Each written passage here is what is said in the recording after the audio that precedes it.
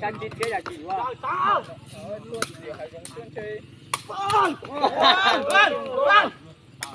Đưa tôi nhát rồi, rồi tới như.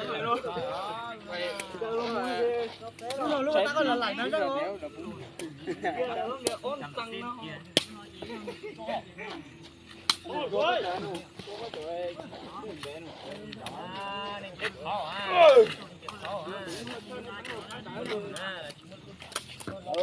Biển rồi chúng không.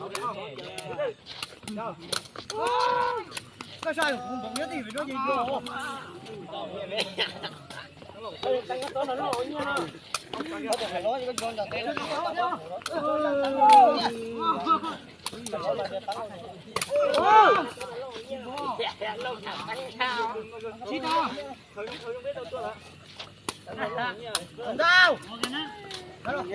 Đâu?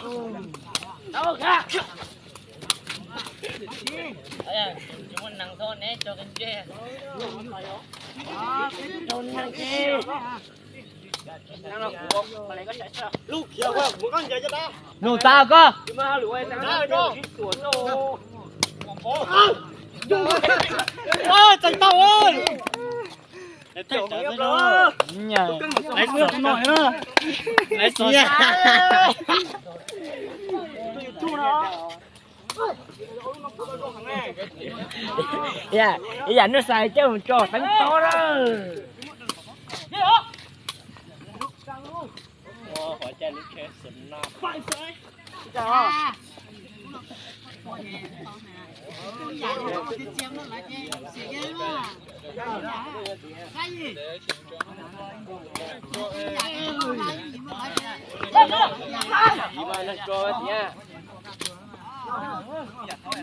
Mọi người cho này chúng ta này. Quay coi. Rồi là một rai nó mà là giọt và món.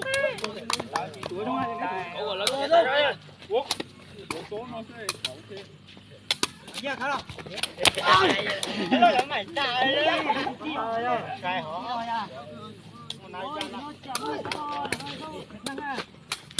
Có tụi cho má ở sao đó. Chú đó. Trời.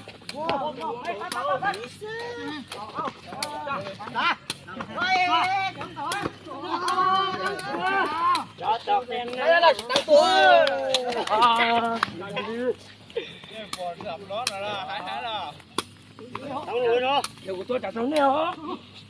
Đây là thằng nào đó. Ủa thế mà lấy đâu bây giờ này cái cổ lắm.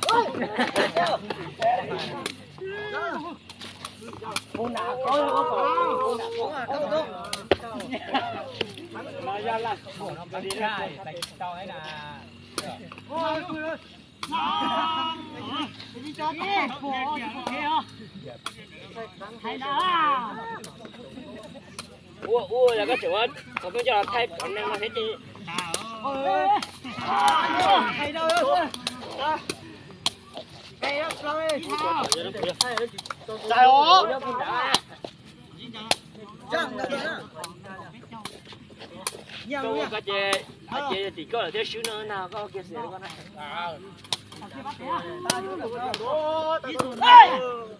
Có đâu tăng vào tua sao mà? Có đâu tăng vào tua. Tăng vào lâu quá tua. Tăng vào tua. Ra cái nó tiếp theo. Có thể tăng chị. Giờ to.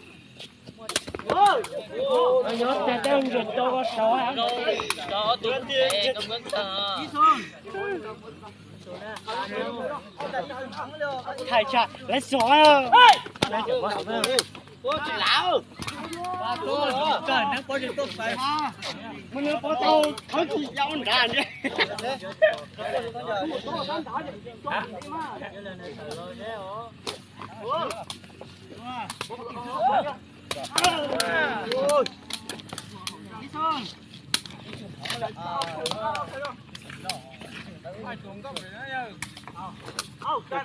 bạn nó thay để cho lòng chầu đế không chầu đế không tẩu nó lại